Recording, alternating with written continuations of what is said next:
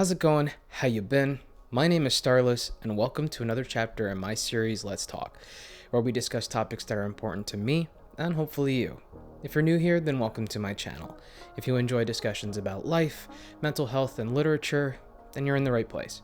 And if not, stick around anyways. You might find something worth thinking about. Today's topic is about procrastination, which, when left unchecked, can severely impact your future potential and can lead to a downward spiral of unhappiness, anxiety, and disappointment. So, to help you fully grasp that feeling, let's take a trip down memory lane. Tell me if this sounds familiar. It's 10 p.m. and it's a school night. You're lying in bed, and as you pull the covers up and close your eyes, you remember something. You have a class project due tomorrow that you haven't even started. You get out of bed. I should wake Mom, you tell yourself. After all, you're just a kid. How are you supposed to do a project all on your own? You approach her room, her door left slightly ajar. The silence within is haunting, but you steel yourself. This project has to get done, and you'll be darned you're gonna do it yourself. So you push the door open wider, letting the darkness welcome you. You stand at the threshold for what feels like forever. I forgot I have a project due tomorrow, and I need help. Then you hear her voice reverberate from the dark. You what? And I'm sure you know the rest. In fact, this was something I experienced way back in elementary school. I can still hear the exasperated sigh of my mother as she got out of bed, upset with me, but determined to ensure I didn't fail. I had felt awful for having left the project to the last minute, and for getting my mother involved. And when we finally completed it, and I went into school the next day to have it graded, I didn't receive as good of a mark as I was hoping. Because of my lack of urgency when I was assigned the project, I didn't do as well as I knew I could have done, which left me feeling super disappointed with myself. That's what procrastination does to you. When left unchecked, it can prevent you from reaching your full potential and inhibit your ability for growth. And when you receive less than what you're worth, over time, you start to convince yourself that less is better anyways, accepting mediocrity when you deserve so much more, creating a downward spiral of defeat and acceptance for the bare minimum, which can impact not only the small things in life, but the big things in life too, like changing your eating habits, looking for a new job, or going to the gym for the first time. I joined my gym back in 2018. However, I didn't start regularly going till the end of 2022. Like most people who joined the gym, I was unhappy with the way I looked and was in desperate need of a change. But I only went when I had someone else with me, which was rare, and I refused to go alone, which meant that I barely went. I procrastinated the change I had sought out because I became comfortable with being stagnant. I would tell myself, I gotta go to the gym, I gotta get stronger, I gotta lose weight. But those wants were nothing without action, which I wasn't taking. It became this downward spiral of telling myself I gotta go, not going, and then beating myself up for not going, which ruined my outlook for the rest of that day and altogether was ruining my health. So, what did I do to combat this? Well, I started going on my own. It was scary at first, of course. I mean, the thoughts of, are they judging me? Are they making fun of me? Am I doing this right? Rushed through my mind anytime I walked through the doors or was in the middle of a workout.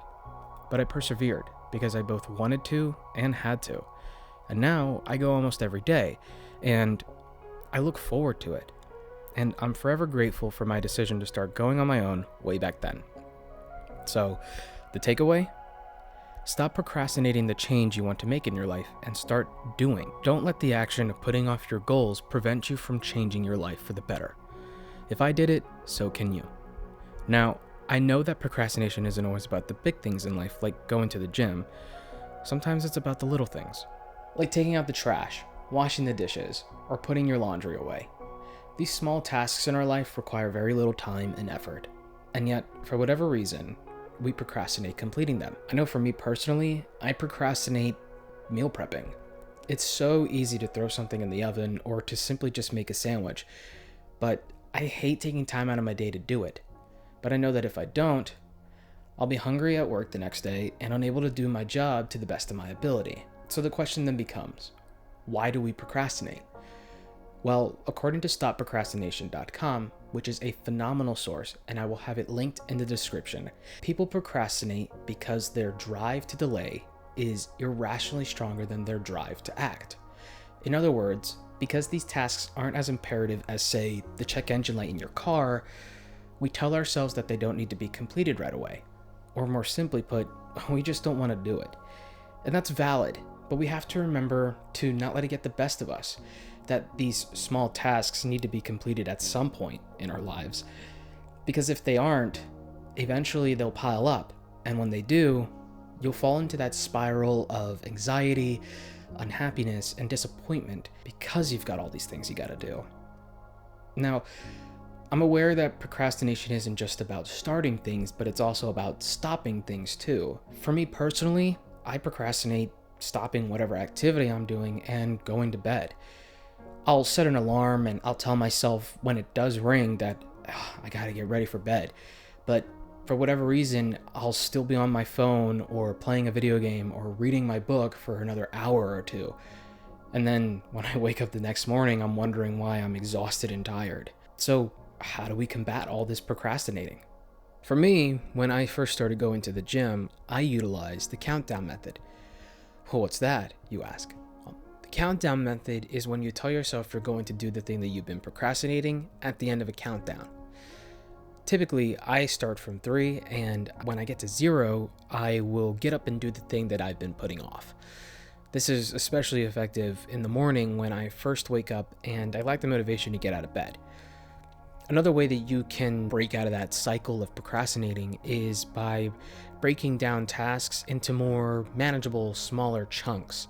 Instead of meal prepping the entire week's meals all in one night, I could, or you could, cook half of the week's meals one night and then another night cook the other half. Or instead of washing all of the dishes all in one go, you could wash the small things like the bowls and the utensils, and then leave the big things like the pots and pans to soak overnight, so that way you can wash them first thing in the morning, or just in a couple of hours later. When you break these tasks down into more manageable chunks, you help to alleviate the pressure of having to hurry up and do it all in one go. Another way that you could help break out of that cycle of procrastinating is by taking small steps to start a task. Instead of setting aside maybe an hour to do something, set aside 5 minutes and go from there. When you tell yourself that you're going to set aside a large chunk of time to something, it creates the illusion that the task itself is a lot bigger than it actually is. It becomes this thing in our mind where we're like, it's going to take forever to do. And then you start to lose motivation. When you break these things into smaller chunks, it becomes less daunting to achieve. And when you start with that small bit of time, I promise you, you will spend more time on the thing that you've been putting off than you had originally anticipated. So just set aside some time and I promise you the rest will follow. To sum it all up, whether it's the small things in life or the big things, procrastination can impact your life if left unchecked. That's why, when you are procrastinating, it's imperative that you recognize that you are and that you take action to stop doing so, to live a more complete and fulfilling life. Anyways, those are my thoughts. Thanks for joining me on another chapter of my series, Let's Talk. If you enjoyed this video, don't forget to leave a like, comment, and subscribe. Either way, I hope I added something to your thought palace. And if I didn't, well, there's always next video. Take care, stay safe, and don't forget to smile. See ya.